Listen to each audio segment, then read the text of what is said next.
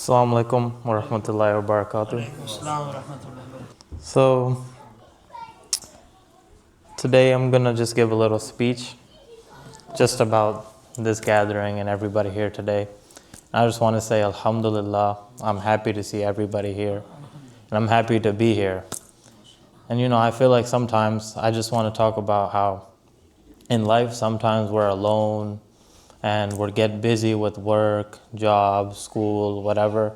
And sometimes we lose or we feel like we lose the iman, this, that, the third.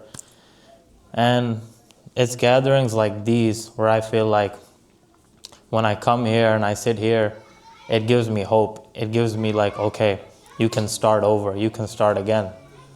But when I'm not sitting with these people and in these gatherings, little you start to feel like I'm too far gone. Things are just not gonna go anymore. But I want to talk about one thing because I know I'm not a perfect person, so I'm gonna say that right now. But one thing I was taught by Waseem Sadiq Fendi Saab was that no matter how much you sin, guna, this, that, if you want to restart, just do the tawbah and then restart. That's it.